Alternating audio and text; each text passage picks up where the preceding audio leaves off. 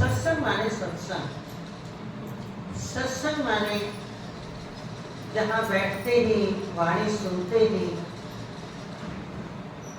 हम देह भान भूलने लगे, इंद्रियों के विषयों को भूल जाएं, हमारी पूरी चेतना सत्य का अनुभव करते हुए ध्यान से खो जाता है इस उसमें सत्य में।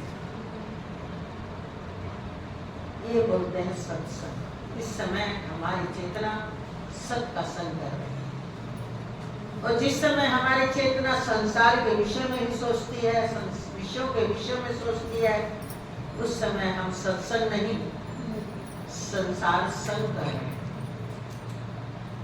बात चेतना का ही विषय है। तो ये गुरु की महिमा थोड़ी गाई गई है कि जहाँ सत्संग लगता है, किसी पंजाबी भक्त ने इसे बड़े पंजाबी भाषा में बहुत सुंदर गाया है कि सत्संग के बीच में जो प्रेमी आते हैं वो इस प्रकार परमात्मा के महिमा में, परमात्मा के भाव में, सत्य के भाव में डूब जाते हैं।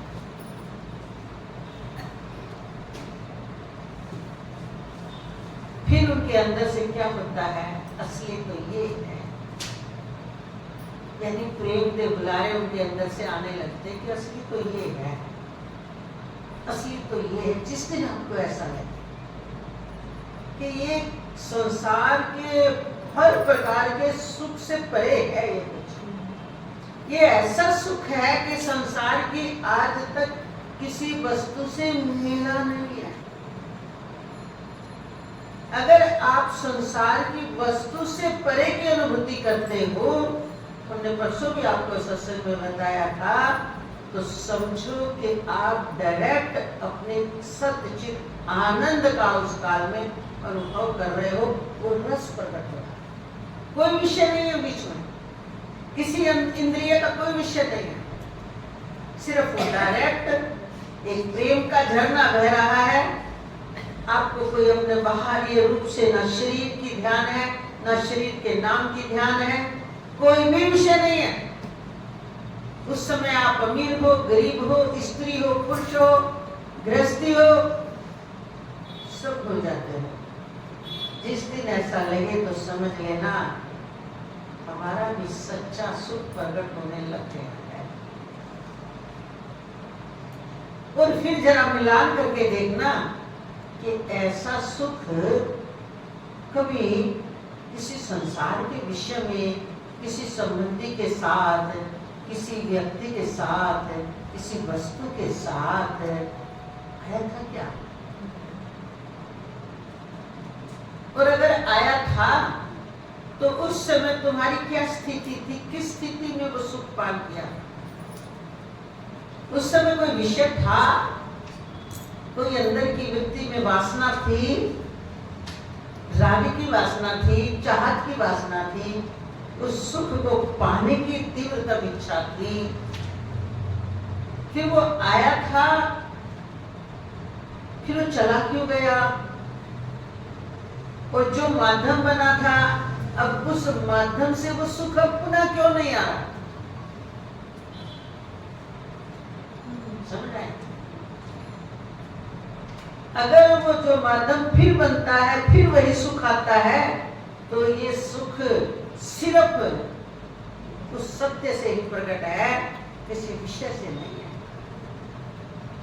उसमें फिर आपकी कोई वासना नहीं मिली हुई, उसमें कोई आपकी इच्छा नहीं मिली हुई, क्योंकि जो वासना से मिला हुआ सुख होता है वो हर समय एक रस हो ही नहीं सकता। कितना ही आपको उस काल में चाहत के अनुसार जो अनुभूति हुई, आज वो सुख आपको नहीं रहा। पर ये सुख अगर आपको आ गया, दिनों दिन बढ़ेगा, ये पहचान आज आपको दिए जाए। ये सुख आपका दिनों दिन बढ़ेगा, घटेगा नहीं। क्यों? क्योंकि जो सत्चिद आनंद स्वरूप एक परमात्मा है, और परमात्मा ही सबका आत्मा है, और आत्मा ही सब है, बाकी ये मैं मेरा कुछ नहीं। ये शुद्ध स्वरूप चेतन का ही आत्मा है। जब वहां से झरने लग गया है वो सुख, झर तो अभी भी वहीं से रहा, हर विषय में झर रहा है, पर वहां हमने अपनी इच्छा मिलाई हुई है। वहां हमने दो के संग से सुख लिया है, वस्तु, इच्छा, और वो सुख बिना इच्छा के एक सत्य से प्रकट हुआ है। उस काल में जैसे निद्रा में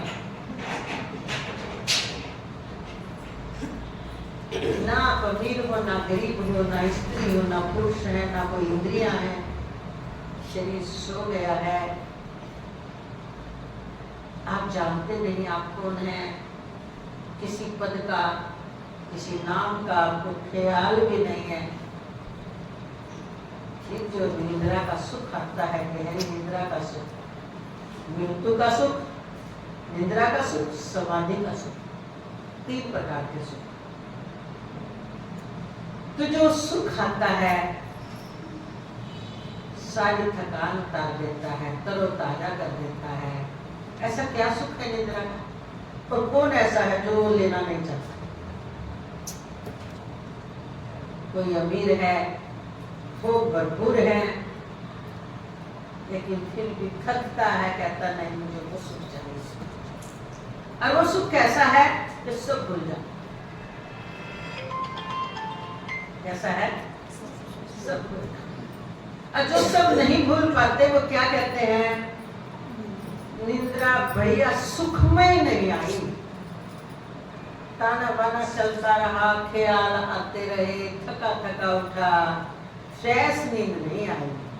फ्रेश नींद का मतलब देखो क्या डिफरेंस निकालते हैं। फ्रेश नींद मतलब सब भूल जाऊं, उसी को तो फ्रेश नींद बोलते हो। फ्रेश मतलब फ्रेश किसको बोलते हो? फ्रेश होने जाए यात्रा से आए हो, कहेंगे नहीं अब नहीं कुछ लेने, पहले फ्रेश होंगे, स्नान आदि करेंगे, बस्तर बदलेंगे। फ्रेश माने जितना दिन भर झंझट किया है, जितनी ड्यूटियां निभाई है, जितने कार्यकलाप किए हैं, ऐसी नींद आ जाए सब भूल जाओ। और भूल करके क्या मिलता है फिर? जिसको ऐसी नींद आ जाए, सुबह फिर आपके मस्तिष्क की, आपके इंद्रियों की, आपके शरीर की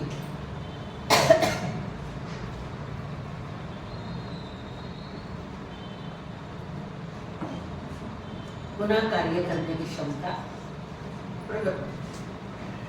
तो इससे क्या सिद्ध हुआ? तुम तो थे ना, तुम तो थे ना जी। जो चैतन्य था, जो चैतन्य था और बुद्धि में, मन में, इंद्रियों में मिलकर, शरीर में मिलकर दौड़ता फिरकर मेरा मेरा कर रहा था, अब वो सब छोड़कर अपने अधिष्ठान में, विश्राम में चला गया। और वहां जाकर पूर्णता अपने सुख स्वरूप का अनुभव कर रहा है। पर सब इंद्रियों का त्याग कर दिया है उस काल में, बुद्धि का त्याग कर दिया उस काल में, विचारों का त्याग कर दिया, इसलिए वो बोलता नहीं है, वो तो सहज सुख स्वरूप है। तभी तो फिर जग के कहता बड़े सुख से, बड़े सुख से। साक्षी था ना, उसको तो अनुभव है ना, अब उसका विवेचन ऐसा ही तो करेगा। उस समय विवेचन कर रहा है तो किसी इंद्री का, वाणी का, सबका तो वो सहारा ले रहा है। अब जब उसने सब छोड़ दिया, वो तो अपने सुख में है। तो ध्यान रखें, ऐसा सुख लेने के बाद भी वे सुबह उठकर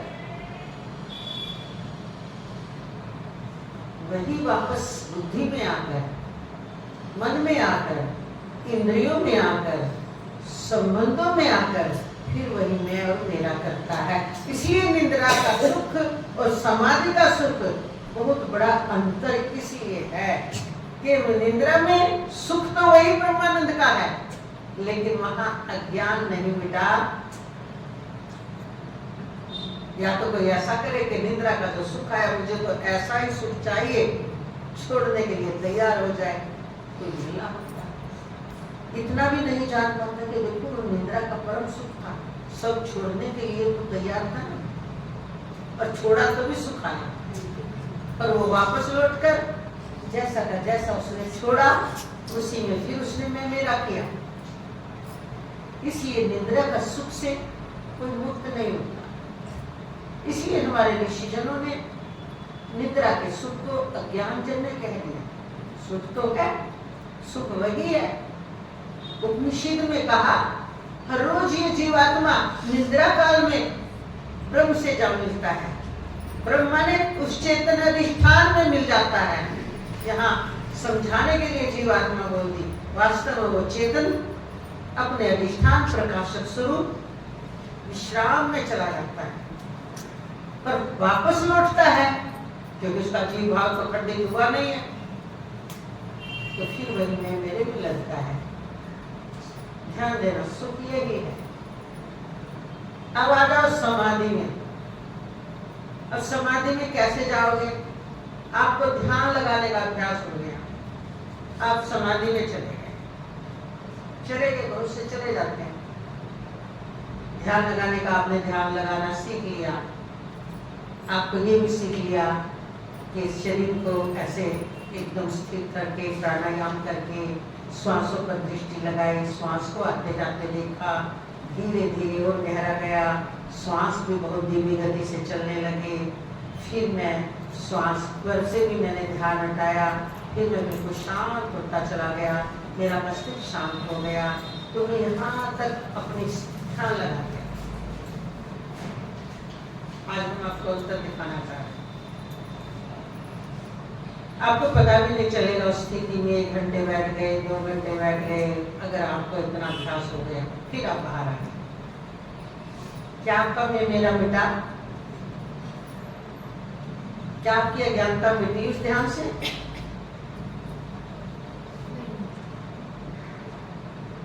फिर वापस लौटे तो फिर वही मैं मेरा, तो कुछ अंतर हुआ? ऐसा ध्यान ये करने से हुआ? हर रोज निद्रा के समय में स्वयं हो ही जाता है। ये तो प्रकृति ने सबके लिए अपने आप ही बना रखा है कि इतने घंटे काम करो, इतने घंटे विश्राम में चले जाओ, भूल जाओ सब कुछ। और अगर आपको हो निद्रा का सुख मैं कैसे जानूं, तो समाधि का सुख भी जो आपने जाना उस काल में जाना बताया, तो चेतना में आकर ही बाहर आकर ही जो बड़ा सुख था समाधि में। तो निद्रा का भी बताते हो और पूरा जानते हो तभी बताते हो। नहीं बढ़िया वाली नींद नहीं आई, ताना बाना सा थकान थी, सपने से आ रहे थे, यूं ही अजीब सी नींद थी, सबके साक्षी तो हुआ निद्रा में भी,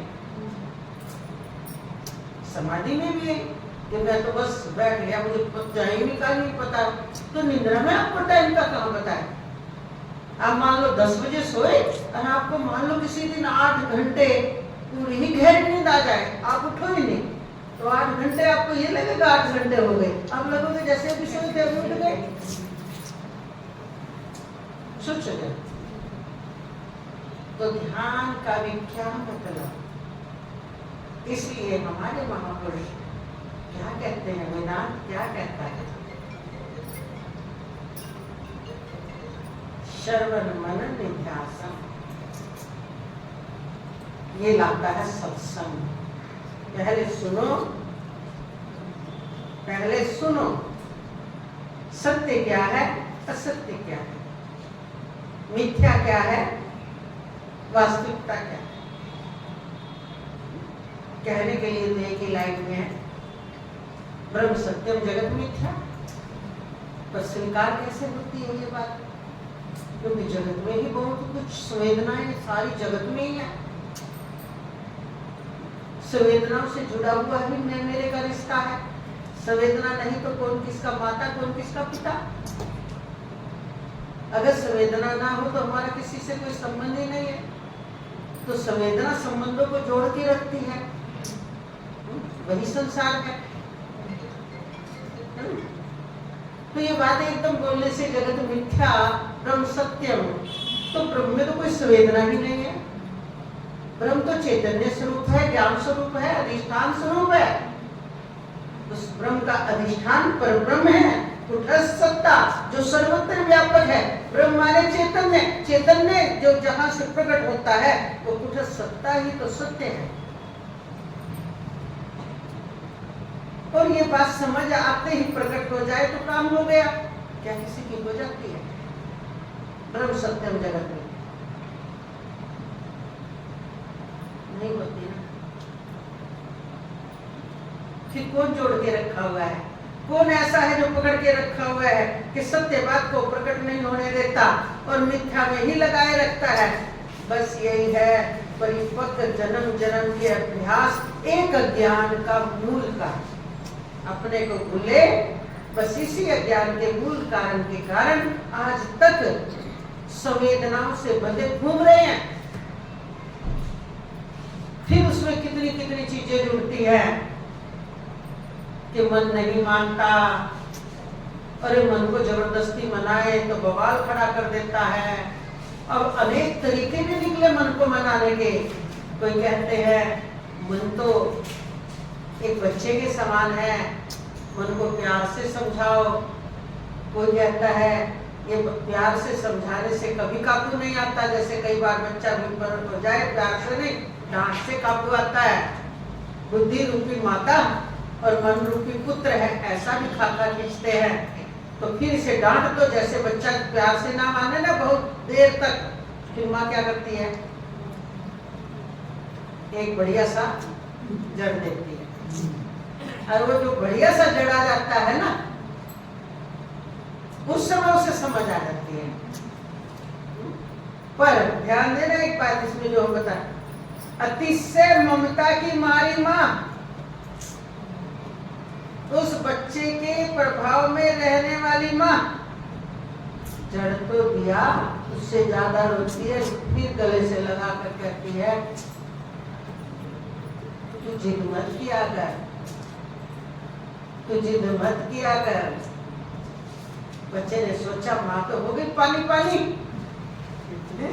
फिर कहता फिर आपने क्यों नहीं लाके दिया मेरा चॉकलेट? क्या मान गया? देखो जरा। और जो हो स्टिग्मा और बच्चे के प्रभाव से प्रभावित होने वाली ना हो, और ये हो इसकी आदत छुड़वानी है, एक जड़ के दूसरा भी जड़ने के लिए तैयार है, पर उसकी वो जिद नहीं पूरी करती, तो बच्चा उसी दिन छोड़ देगा माता। इसलिए कहा जो बुद्धि मन के प्रभाव में रहती है वो कभी भी मन पर विजय प्राप्त नहीं कर सकती, और जो मन बुद्धि के प्रभाव में रहता है वह बुद्धि बहुत जल्दी मन को कंट्रोल कर लेती है। तो हमें ये देखना चाहिए कि हम बुद्धि प्रधान है या मन प्रधान है। अगर हमारा मन पूरी तरह बुद्धि को दबाए, माँ को वश में किए हुआ है, तो बुद्धि जो भी निर्णय देगी वो मन के ही हिसाब से देगी। इसलिए ऐसा व्यक्ति क्या बोलता है, अरे वो काम क्यों किया, तूने विचार नहीं किया? बोले नहीं नहीं मैं विचार नहीं करता, मेरा जो मन करता है बस। मन मानता भी नहीं है, मैं क्या करूं? विचार करने नहीं देता, मन जिद पकड़ लेता है, मन उस समय किसी की भी नहीं मानता। अरे तूने विचार करके निर्णय क्यों नहीं लिया? बुद्धि नहीं थी तेरे पास। बोलते हैं ना, देखो ये बात किसको कही जा रही है? बुद्धि को कही जा रही है, मन को, जीव को कही जा रही है ना? किसको कही जा रही है? जीव को। तो मन भी अलग, मन भी अलग, बुद्धि भी अलग। तो ये सब किसके हो गए? प्रकृति के। अब जो समझा रहा है, जिसको बताया जा रहा है कि तूने उस समय अपनी बुद्धि के द्वारा निर्णय क्यों नहीं लिया, गुरु बोलता है, कोई समझदार व्यक्ति, बुद्धिजीवी व्यक्ति बोलता है, तूने ऐसा होने क्यों दिया? अपनी बुद्धि के द्वारा निर्णय क्यों नहीं लिया? क्यों मन के वश होकर कर? मैं क्या करूं? इसका मतलब बुद्धि के वश में जीव को रखा है, उसको विवेक ही नहीं है।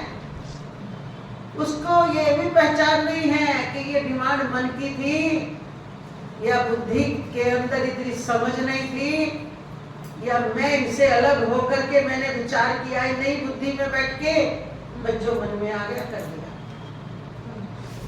99% लोग ऐसे ही होते हैं।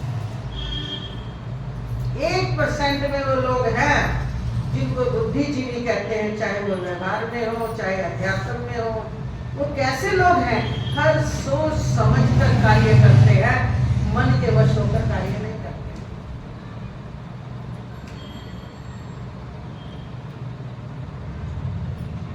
इसलिए रामायण जी में सिर्फ एक लाइन में, होए बुद्धि जो परम सयानी, होए बुद्धि। अब परम सयानी बुद्धि किसकी होएगी? ध्यान देना, फिर अपने विषय पर आते हैं। सत्संग से, अच्छे लोगों के संग से, गंभीर लोगों के संग से, सूक्ष्म जीवी के लोगों के संग से।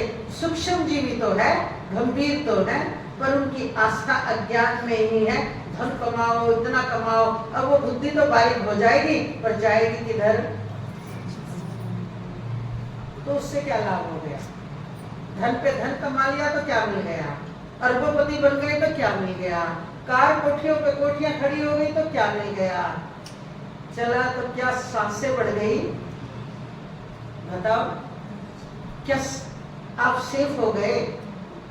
अब मरने का खतरा खत्म हो गया? बताओ क्या सेफ्टी हुई आपकी ये सब करने से? पर कोई सोचता है? हाँ, कुछ नहीं था, करोड़पति हो गए। अच्छा, हो गए आप करोड़पति, फिर आपने एक लेवल इसके ऊपर चढ़ा लेना चाहिए सुरक्षा कवच के नाम पर। अब ये करोड़पति है भाई, काल तो अटैक ना ला दियो मेरे लिए, अब मैं करोड़पति हो गया।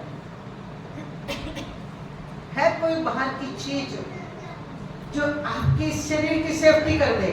आप कहोगे हाँ, गरीब आदमी बीमारी में पैसे के अभाव में मर जाता है, और अमीर आदमी तो कम से कम इलाज करवा के मरता है। मरता तो है ना, वो 10 दिन पहले मर जाता होगा और 10 दिन बाद में मरता है, क्या बच जाता है वो? जिन चीजों से कुछ सहायता तो मिलती है, कुछ सहायता तो मिलती है। आजकल तो सोशल मीडिया का जमाना है ना, दिन रात सुनते हो 2 रुपए में घर बैठे इलाज, सिर्फ आपकी रसोई में मिलेगी ये सारी चीजें, आप उसी से अपना उपचार करो, स्वस्थ रहो। हैं ये बाहर के जो खा रहे हैं, पिज्जा खा रहे हैं, हॉट डॉग खा रहे हैं, पता नहीं कुलचे कुलचे क्या होते हैं, मतलब नाम इनके अमेरिकन इंग्लिश नाम, जो कि हमारे भारत के तो बड़े ही नाम भी कितने गड़बड़ है, जो बोलते हुए भी अजीब लगते हैं। हमारे तो भारत के ये नाम थे, क्या नाम थे? भोजन में क्या नाम थे? क्या बनाया है? गर्मा गर्म हलवा बना दिया है, खीर पूरी बनाई है, और दाल बनाई है। तो हमारे भारत के नाम ही इतने प्यारे हैं। और बता तू क्या खाएगा? तो कहने का मतलब क्या? गहरी बुद्धि तो आपकी हो गई, हो सकता है बहुत सूक्ष्म भी हो गई, कम भी बोलने लग गए, बात भी जल्दी पकड़ने लग गए, 1 मिनट में समझने लग गए, बस सेफ हो गए, अज्ञान मिट गया, मरने का भय जाता रहा। तुरंत बोल देते हैं, बीच में शुरू कहोगे क्या ज्ञानी का मरने का भय चला जाता है? नहीं नहीं, चला जाता है। ये तो बना है, ये तो जाएगा ना। जैसे हमने कहा कि नींद में सुख लिया, गहरी नींद से उठे, क्या मैं मेरा खत्म हुआ? वैसा का वैसा फिर रहे ना। तो अज्ञानी भी जाएगा शरीर छोड़कर, ज्ञानी भी जाएगा। अज्ञानी शरीर छोड़कर फिर वही उसका जो कुछ भी मैं मेरा है। ये 3 हमने समझाने हैं, तो अब अपने ट्रैक पे आते हैं। तो समाधि का सुख आपने लिया, बाहर आए, क्या अज्ञान मिट गया? तो किससे मिटेगा अज्ञान? सत्संग यानी शरण।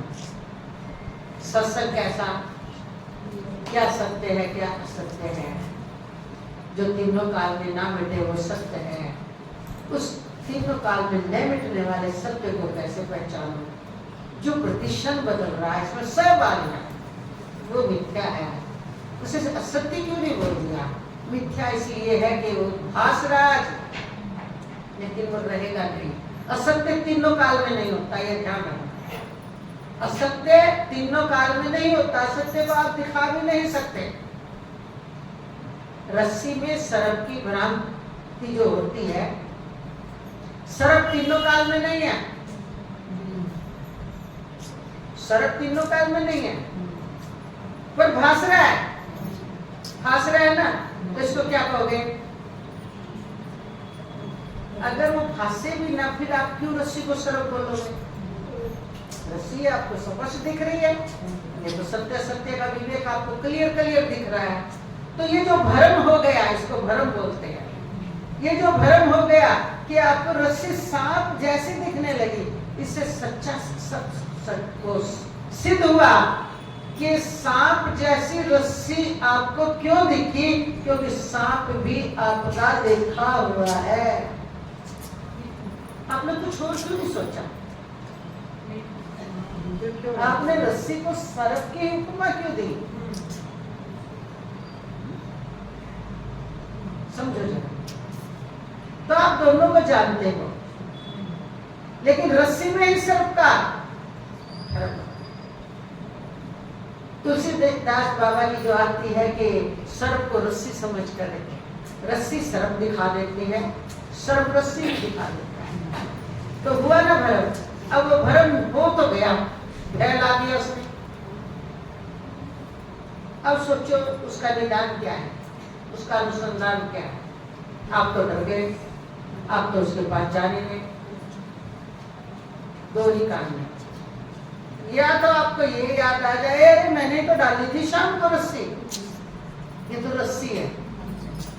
ये इसको बोलते हैं अज्ञान। जिस दिन अपने को बोला, आपको याद आई, आपकी समृद्धि लौटी, इसीलिए अर्जुन ने कहा नासो मोह समृद्धि लगा।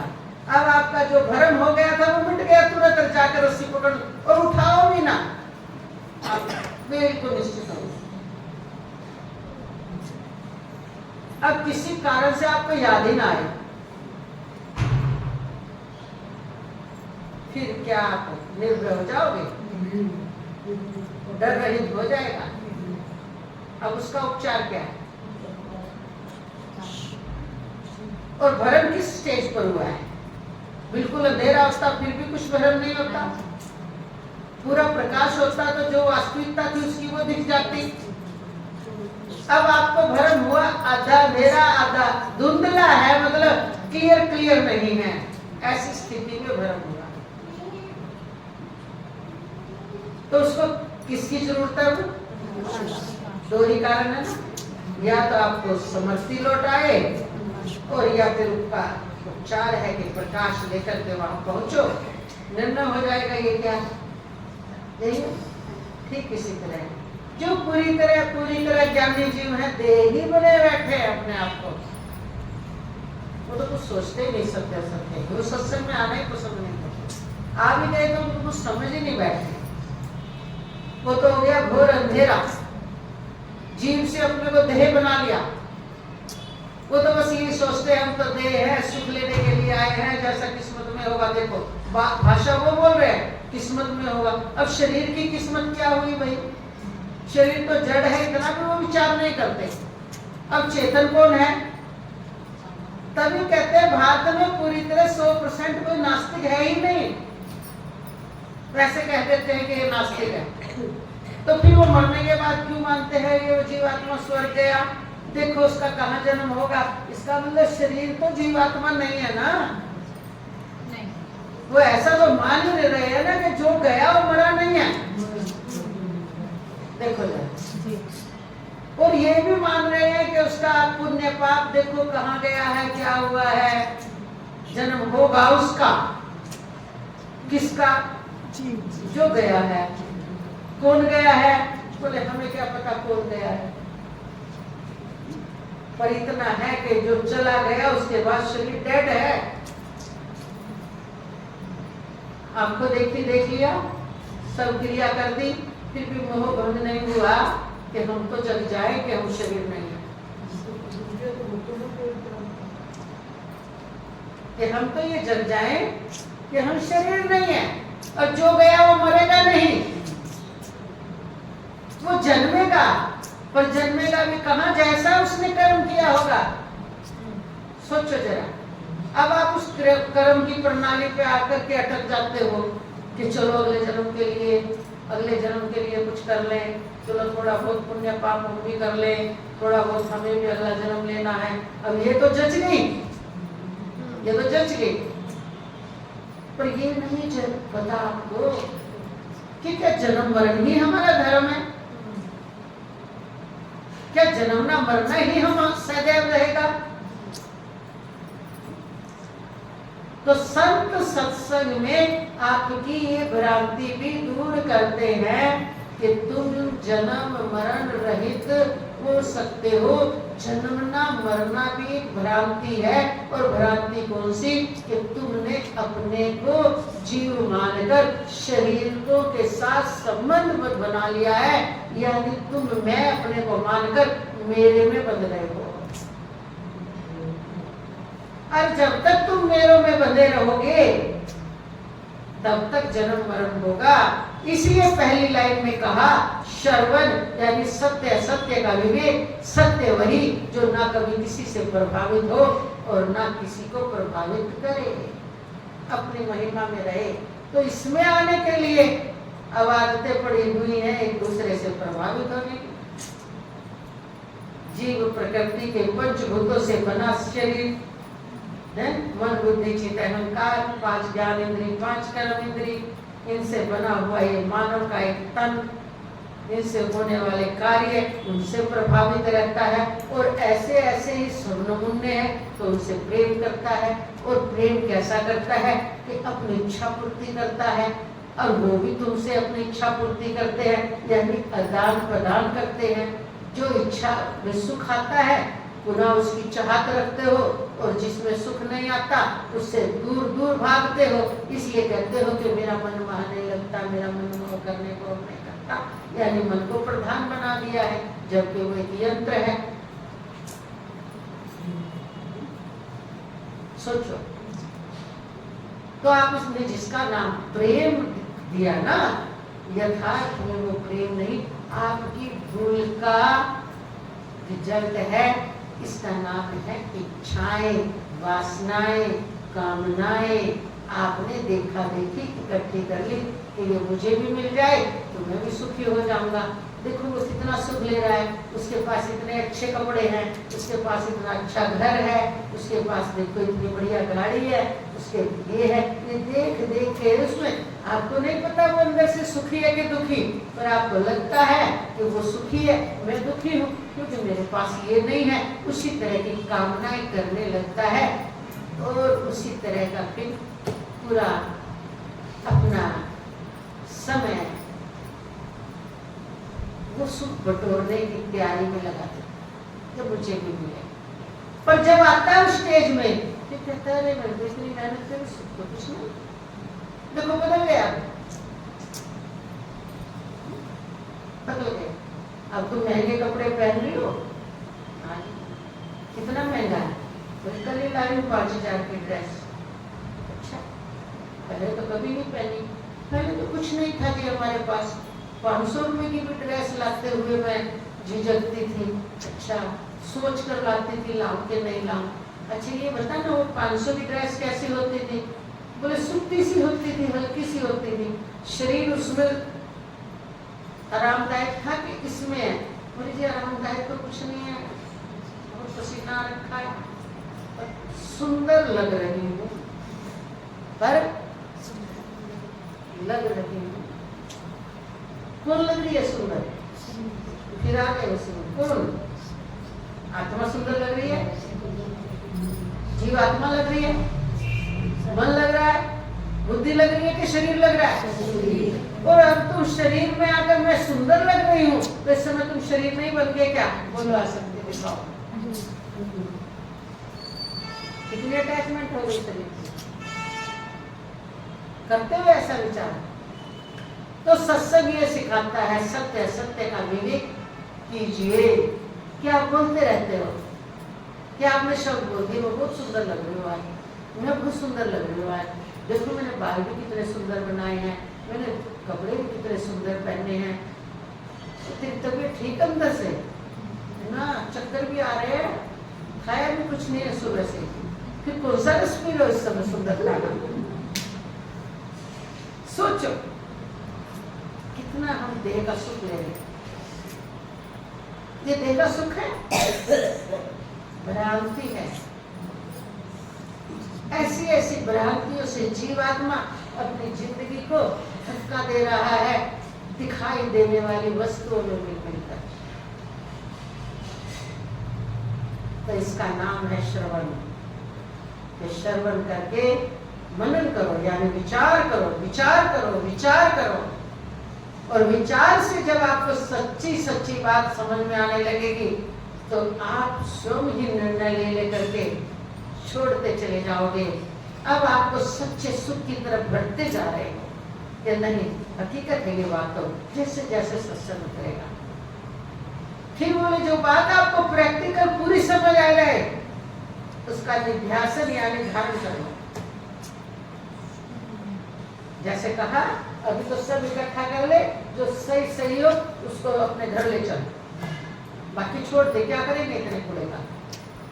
ऐसे ही उपदेश में बहुत कुछ शब्द जाल मिलता है, सबका सब नहीं पटोरना पड़ता। जो तुम्हारे मतलब की है, जच गई है धारण करने की, उसे धारण कर लो। आत्मसात करना चाहिए, ना कि सिर्फ धारण करके बोलने का विषय है चाहिए।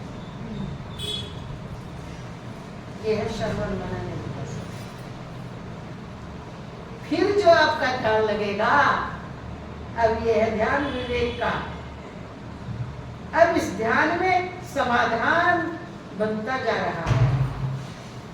अब आपका समाधान होता जा रहा है कि मैं कहां कहां भूल कर रहा था, मैं किस किस बात में भूल कर रहा था, कहां कहां अटका हुआ था, कहां कहां इंद्रियों के सुख को ही सुख अपने लिए मैं इंद्रियों को दौड़ा रहा था, कहां मैं इंद्रियों की बात मान रहा था, कहां कहां मैं मन के वश में था, कहां कहां मैं बुद्धि को दौड़ा रहा था संसार के ही चारों तरफ। अब आप स्वयं ही उनसे हटते जा रहे हो। ये है जीवात्मा की यात्रा। आप भी फंसे हो, आप भी हट रहे हो। अब जीवात्मा इस संसार से, जो आपका शरीर के अंदर मन बुद्धि चित्त अहंकार और इंद्रियां आती है, यही संसार है। और जो आपने दुनिया भर का इकट्ठा किया हुआ था, अब उसे छोड़ते जा रहे हो। ये है जीवात्मा का सफर। अब आप बताएं, आपको श्रवण मनन निध्यासन के बाद 7 भूमिका में आएंगे तो सत्वत उत्पत्ति वो नहीं बताएंगे, हम बताएंगे। अब चलने के लिए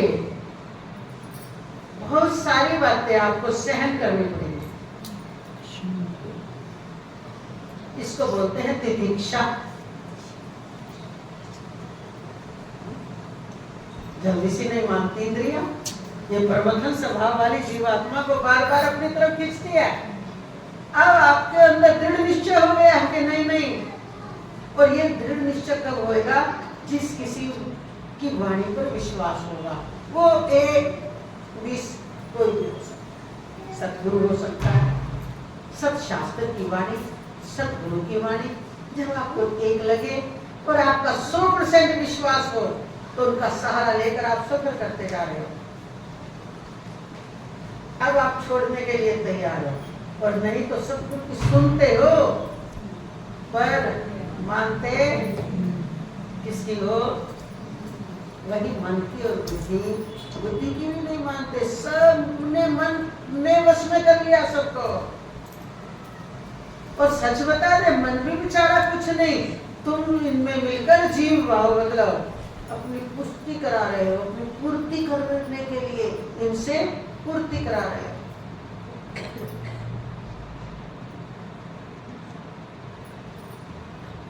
तितिक्षा आ गई। फिर क्या होगा? उपरति। उपरति का मतलब होता है अब धीरे धीरे आपकी ये चंचलता भरी जिंदगी, मैं मेरे में फंसी जिंदगी, जिन जिन में आपकी आसक्ति थी, आपको प्राण होते जा रहे हैं। लोगों को नहीं सुहाएगा, इनको हो सकता है उनका ना सुहाए। इसका क्यों?